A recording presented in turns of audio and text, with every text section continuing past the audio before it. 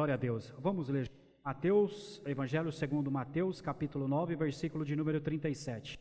Está escrito assim: Então disse aos seus discípulos: a ceifa realmente é grande, ou a ceifa sim é grande, mas são poucos os ceifeiros. Em outras traduções, são poucos os obreiros.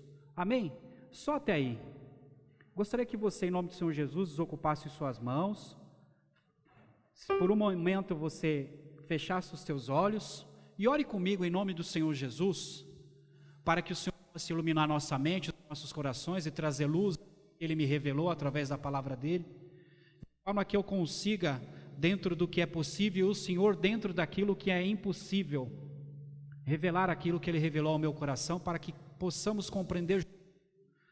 É o que nós te pedimos, amado Deus, Santo Pai, poderoso, que o Senhor venha, em nome do Senhor Jesus, trazer luz, Senhor, a esta revelação, Senhor, aos corações e mentes aqui dispostos nessa manhã, para que compreendamos a Tua perfeita, boa e agradável vontade, que desde já o Senhor mande fogo, poder e aniquila toda força maligna e contrária, que o Senhor venha dissipar todo o trabalho e todo o levante de Satanás, que nos tira a atenção, que nos rouba, Senhor, a paciência, que nos rouba, Senhor, a paz, que desde já venha cair por terra, que neste momento o Senhor venha tranquilizar os nossos corações, tranquilizar, Senhor, o mar, trazer calmaria à tempestade, para que possamos estar confiantes de que o Senhor continua, assim como sempre esteve no controle absoluto de nossas vidas. É o que nós lhe pedimos, para a honra e glória do Pai, do Filho e do Espírito Santo de Deus. Amém. Glória a Deus, irmãos. Pode se assentar em nome do Senhor Jesus. Bem, eu prometo que vou ser rápido e breve, porque a palavra em culto de Santa Ceia é bem corrido, então eu vou ser o mais objetivo possível. E o bom de pregar de manhã, Marcos, é que eu creio que não tem ninguém com sono. Ou não, né? Então eu sei que vocês estão atentos àquilo que vai sair daqui, da palavra de Deus, do altar de Deus. E nós conhecemos Mateus 9, 37 ao 38, que em segundo o Senhor, rogai pois ao Senhor da ceifa que mande obreiros para a sua colheita. É um clássico isso. E quantas vezes o Senhor já não nos falou e não nos animou e não nos curou através dessa palavra. Embora nós já tenhamos ouvido e sido revigorados por essa palavra em outras ocasiões, em outras noites, em outras manhãs, em outras oportunidades, a palavra nos ensina que a palavra pela palavra, ela se renova a cada dia, a cada manhã, e nos fortalece, e de acordo com os nossos propósitos, de acordo com os nossos interesses, de acordo com o nosso estado naquele dia, naquele momento e naquela ocasião. E aqui estamos falando de outra oportunidade, de mais uma ocasião, em que o Senhor vai trabalhar com essa mesma palavra. E veja, e testifique, e certifique-se, faça a prova com o teu coração, com a tua mente agora e com Deus, se a palavra do Senhor não se renova a cada manhã. Então, feitas essas considerações, o tema é a ceifa realmente grande, com o título Trabalhadores Racionais. E é bem propício, e é bem interessante. Por que trabalhadores racionais? A palavra nos ensina que nós temos um modelo de culto racional. O que é, dentro de minhas faculdades intelectuais, normal? Dentro, não do que eu acredito, mas aquilo que foi estabelecido pelo próprio Senhor Jesus e consequentemente pelos seus apóstolos. O que é o culto racional? Não vou explicar, até porque acredito que todos sabem o que é o culto racional, dentro de uma ordem e decência. Eu poderia até pregar sobre isso, mas nossa irmã Milene já falou a respeito do culto racional agora, nestes dias, né? O que é a racionalidade dentro do culto? Não é ninguém subindo pelas paredes, não é ninguém gritando histericamente, não é ninguém dando piruetas, não é assim que se pronuncia. Mas o que é o culto racional? Aquilo que o Senhor ensinou, aquilo que os apóstolos, eles ensinaram. Ó, isso aqui é racional, não, isso aqui não tem base bíblica, isso aqui eu posso fazer, isso aqui está dentro, isso aqui é aceitável, isso aqui é racional, isso eu posso fazer. Por isso que me chamou a atenção o título Trabalhadores Racionais, porque, irmãos, dentro desse texto e contexto que vamos discorrer aqui brevemente, eu acredito que não tenha ninguém aqui doido, lunático, com problemas mentais, porque eu tenho certeza que ninguém rasga dinheiro aqui. Eu entendi a sua risada, meu irmão. Eu tenho certeza que ninguém rasga dinheiro. Se eu der uma nota de R$100 aqui, ninguém vai rasgar, porque ninguém é bobo, ninguém é doido, ninguém é louco. Assim é, dessa linha de raciocínio, que eu quero que vocês me compreendam, que o meu trabalho, ele tem que ter um pagamento. Eu não trabalho de graça. Alguém trabalha de graça aqui? Eu tenho certeza que não. Ninguém levanta todas as manhãs, às vezes 4, 5, cada um sabe da sua luta diária, todos os dias, vou trabalhar de graça. Não, eu tenho o meu interesse, e eu busco o meu pagamento. Todo trabalhador é digno, digno é o obreiro do seu salário. Então, todos nós sabemos que trabalhamos por uma causa, sabendo que no final do dia, no final do período, no final do contrato, no final daquela empreitada, eu receberei o meu pagamento, eu receberei o meu galardão. Então, se iremos trabalhar, nós temos que usar aquilo que o Senhor nos deu, a inteligência, a sabedoria, a força. E eu tenho certeza que, com a aplicação de tudo que o Senhor nos concedeu, nós vamos ter os nossos resultados. Ceifa, eu quero falar agora sim, já entrando no texto e contexto, e vou narrar bem rápido para chegarmos a uma compreensão muito simples naquilo que o Senhor quer falar para você nesta manhã. Ceifa, eu fui buscar nos primórdios, né? Eu acredito que a irmã Maria e os nossos irmãos aqui mais experimentados, aqui mais experientes, ouviu a mãe dela dizer: eu trabalhei na roça. A minha mãe trabalhou na roça, os meus pais trabalharam na roça. E os pais dos meus pais também trabalharam na roça, trabalharam na ceifa. E para quem não sabe o que é uma ceifa, que é a colheita, ela preste bem atenção, ela era uma operação geralmente realizada por trabalhadores temporais, ou seja, era temporada, e vindo de outras regiões. Aqui que acontece o que o Senhor quer dizer, aqui que acontece o que o Senhor quer falar no seu coração. Trabalhadores temporais, grave no teu coração, e vinda de outras regiões, vindas de outras regiões, vou repetir, vindas de outras regiões. Era um trabalho, irmão, tão violento, era um trabalho que exigia tanto da pessoa, que o calor era uma coisa assim, depaurante. O que é depaurante? É um esforço, dentro de um calor tão forte, que aquele calor minava, esgotava toda a força daquela pessoa. Tudo que aquela pessoa tinha era absorvido pelo calor. Era assim ou não era, irmã Maria? Tinha pessoas que desmaiavam, tinha pessoas que precisavam ser socorridas.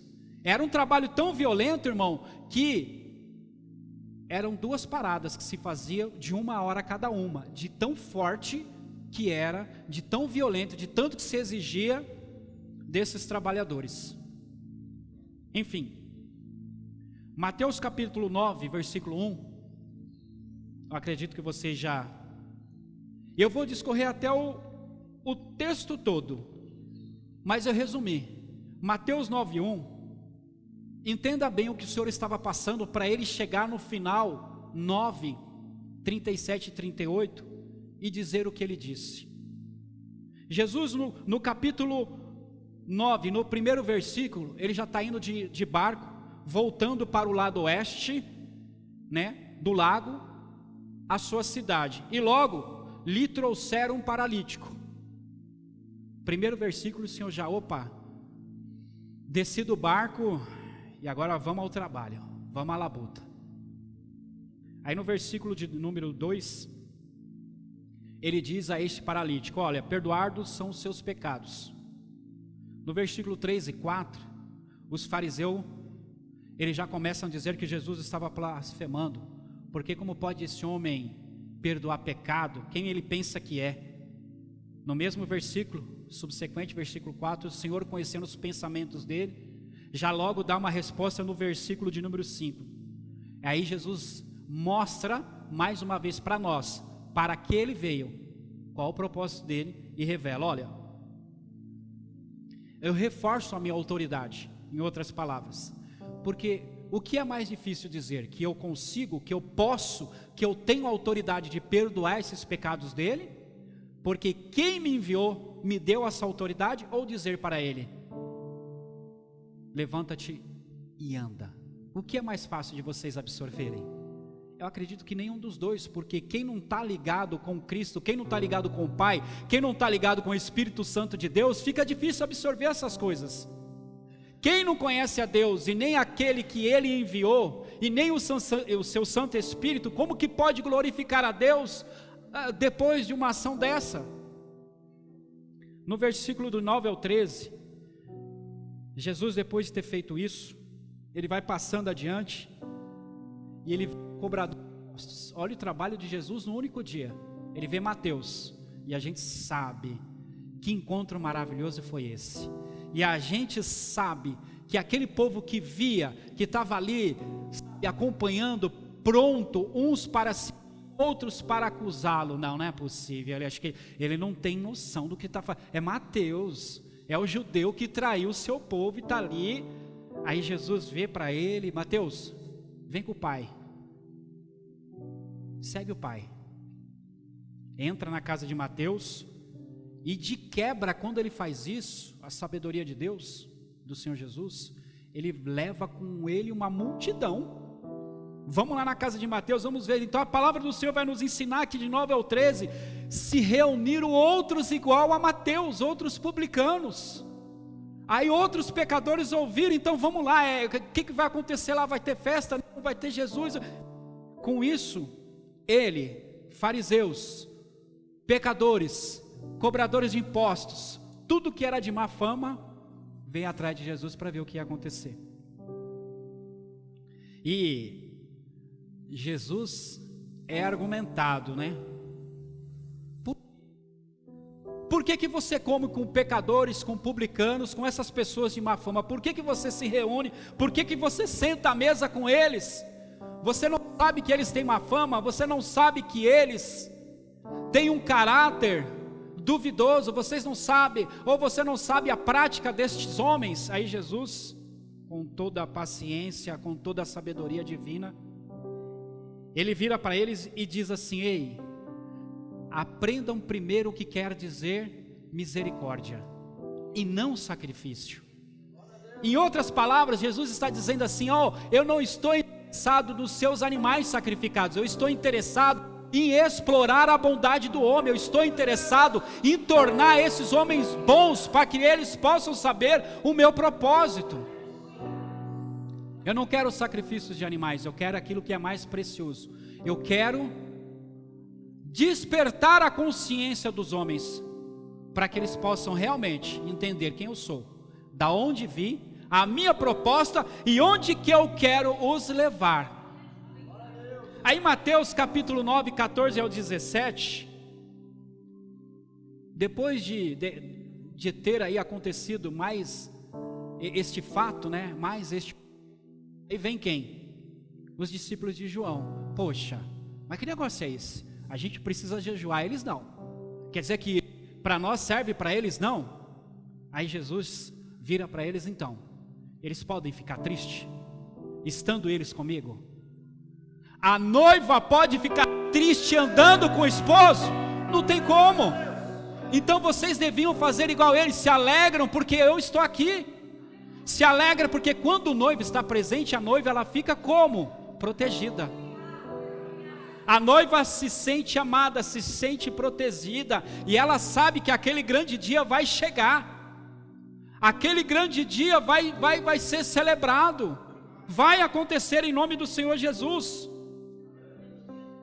Aí depois desse fato, 9, 18 ao 26, um chefe religioso disse: Senhor, olha, a minha filha acaba de morrer, ela acaba de ser, o Senhor tem como, através do seu poder, ressuscitá-la? É mais ou menos isso. Que o chefe não era era um chefe religioso, era autoridade espiritual, era uma autoridade espiritual naquele tempo.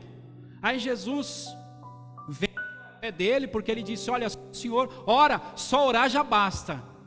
Se o Senhor enviar uma palavra, se o Senhor ordenar, eu sei que é possível. Jesus se encanta com a fé daquele homem. Não, vamos até lá.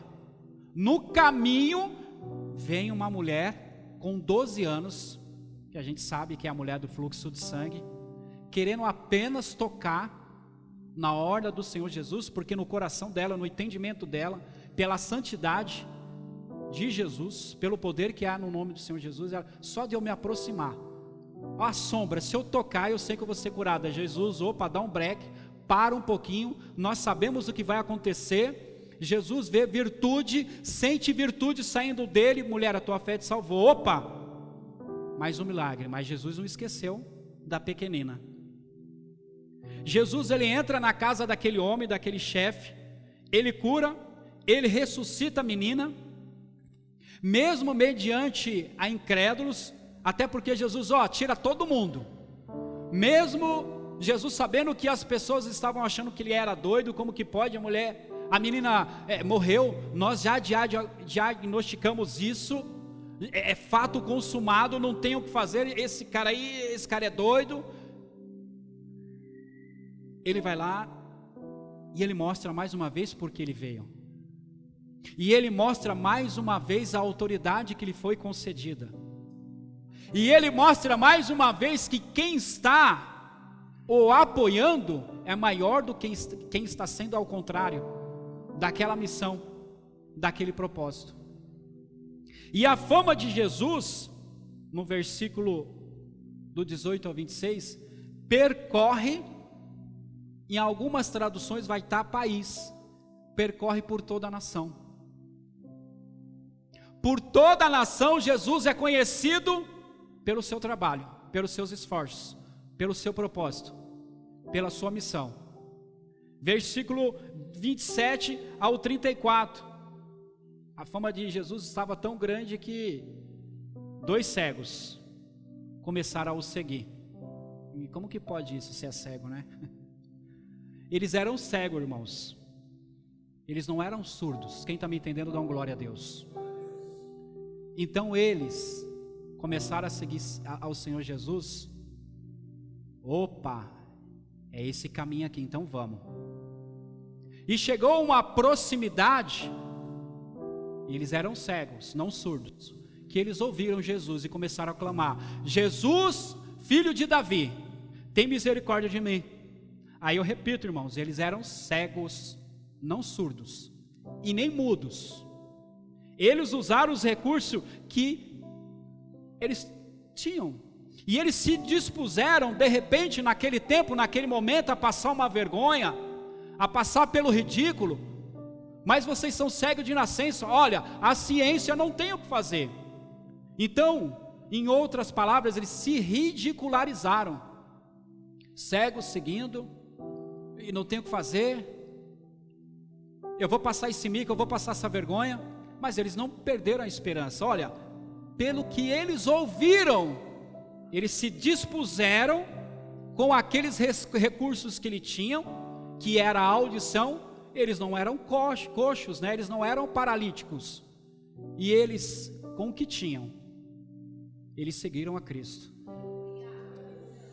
Cegos, não mudos, não surdos, nem aleijado. É que Jesus diz: tem bom ânimo, vocês têm bom ânimo, vocês são corajosos, em outras palavras, corajosos numa época complicadíssima.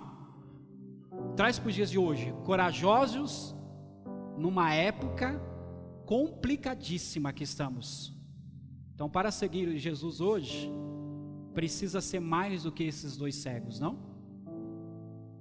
Nas ideologias que nós estamos vendo hoje, os nossos desafios. O cego, o desafio dele era chegar até Jesus. E nós que temos toda a nossa saúde.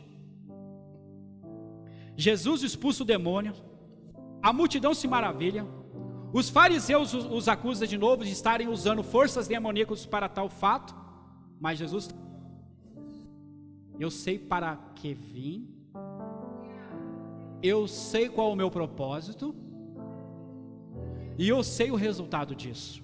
Aí no versículo de número 35, a palavra do Senhor nos ensina que Jesus percorria de cidade em cidade, de aldeia em aldeia. Ele percorria, ele investia, ele trabalhava de cidade em cidade, de aldeia em aldeia, pregando o evangelho, curando, libertando e sofrendo as dores. Sofrendo, pagando o preço.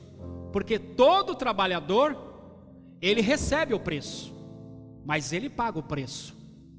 Ele recebe uma quantia, mas o seu corpo, a sua saúde é comprometida. E o preço que nós pagamos pelo nosso trabalho é investir o nosso tempo, a nossa saúde, o nosso intelecto, as nossas forças. Versículo de número 36. E aqui vem que Jesus, analisando tudo que ele passou do versículo 1 ao 36 aqui que nós lemos de Mateus 9, que isso serve para nós. Jesus ele faz uma reflexão, ele traz essa reflexão aos apóstolos, àquelas pessoas que estavam ali. Ele começa a se compadecer, ele começa, em outras palavras, a ter pena, a ter piedade e a sentir tristeza, condolência, que é você sentir a dor do seu próximo, é você sentir a tristeza do seu próximo, é você sentir o choro na tua alma do teu próximo, sentir esse sofrimento, como se você estivesse passando a mesma condição, ou se colocando na condição dele. Isso chama-se compaixão. De modo que o Senhor fala: olha, eles estão iguais a ovelhas sem pastor. Eles estão sem pastor, sem pasto, sem rebanho, eles estão sem cuidados, e olha como é grande essa seara. Jesus olha para os seus discípulos e diz: grande é a ceifa. Isso é uma afirmação, e nós vamos ver que isso aqui é real até os dias de hoje. O trabalho é grande, e agora, como que a gente faz? É matemática. Olha o tamanho dessa lavoura, olha o tamanho dessa fazenda, olha o tamanho dessa ceifa, e olha para os nossos números, olha para as nossas condições fisicamente, matematicamente, não tem como, não tem como. Aí eu digo, aos dias de hoje, eu pergunto ao teu coração, traga tudo isso para os seus dias, traga tudo isso para a sua família, para a tua vida, traga tudo isso para a sua nação, para o seu país, traga tudo isso para o seu bairro. Quem pode compreender algo do que o Senhor está falando isso? Aí ele diz: orai ao Senhor para que envie. Aí a gente buga, porque a gente conhece um pouquinho a palavra de Deus. Orai ao Senhor não para somente enviar os trabalhadores, mas para umedecer os corações que estão secos e sem amor, porque há quem veja ovelhas perdidas, ovelhas sem pastor, e não se compadece. Há quem veja a necessidade alheia, há quem veja alguém precisando de ajuda. O problema não é meu, esse filho não é meu, essa família não é minha, esse problema não me diz respeito. Quem está me entendendo, dá um glória a Deus. O problema é do pastor, o chamado é dele. O problema é do evangelista, ele que foi ungido. O problema é do reverendo, ele que estudou para isso. O problema é do obreiro, ele que fez teologia. O chamado é dele, a responsabilidade é dele. Mateus 22. Abra comigo rapidinho, por gentileza. 22, 36.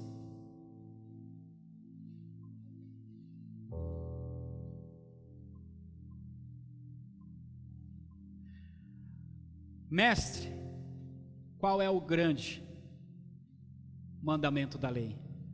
Não precisa continuar lendo, porque eu sei que vocês que amam a palavra de Deus já sabem onde que eu quero chegar. Senhor, qual que é o grande mandamento?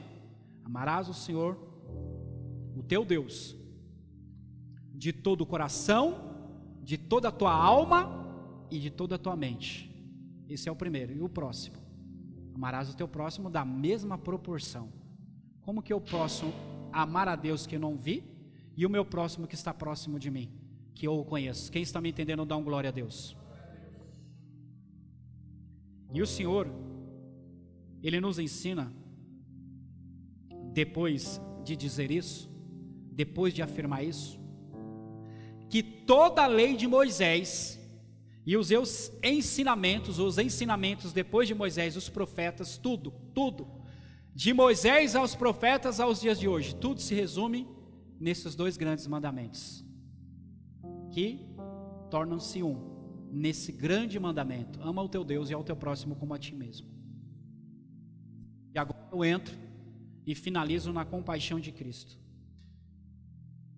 Vendo o cenário que nós estamos hoje, irmãos, vendo os desafios que nós temos hoje, o trabalho que é grande, porque para você ganhar uma alma para Cristo, a palavra define isso como uma mulher que está com dores de parto, é com muito sacrifício.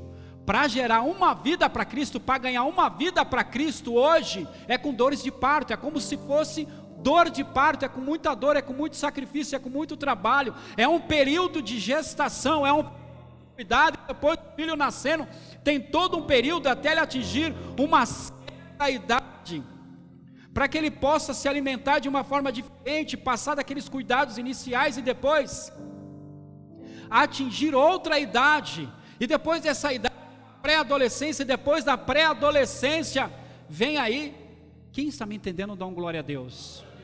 Criar filho não é fácil, irmão. Ganhar uma alma para Cristo não é fácil, mas quem é que pode compreender, quem é que quer pagar o preço para isso, de trabalhar nessa seara do Senhor, com paixão? E Cristo, Ele sentiu todas as dores, e quando o Senhor fala, olha, enviai obreiros e trabalhadores, Ele está dizendo, quem é que pode compreender isso? Quem tem tamanha compreensão, quem tem tamanho amor? De modo que venhamos a chegar e nos questionar, Senhor, o que eu posso fazer? Olha para dentro de você agora e responde essa pergunta, Senhor, o que eu posso fazer? Em que posso ajudar? Qual o alívio que eu posso trazer para essas pessoas? Eu tenho essa condição de curar da mesma forma que o Senhor curou? Eu tenho as respostas que o Senhor teve na ocasião? Aí Jesus faz essa afirmação para você novamente, a colheita é grande, e são poucos os ceifeiros. O que você pode fazer? Você lembra do cego? Ele era cego, ele não era burro. Ele era cego, ele não era mudo. Ele só era cego, ele não era aleijado. Use os recursos que Deus te deu e o dom que o Senhor te capacitou. Porque ele afirma, olha, a seara é pouco, mas são muitos os que têm olhos e se fazem de cegos. Tem muitos que ouvem, mas se fazem de surdos. Tem muitos que têm saúde e se fazem de doentes para não assumir esse compromisso. Quais eram os problemas culturais daquele tempo? Jesus e os apóstolos enfrentaram de frente. Tanto que o fim dos apóstolos, agora que vem uma chibatada gostosa, né? Aquela que arde, que depois você coloca sal e vinagre para completar a dor. O fim de cada um deles não foram em mansões, em carros de luxo, vivendo, vocês sabem onde eu quero chegar. O fim deles foram presos.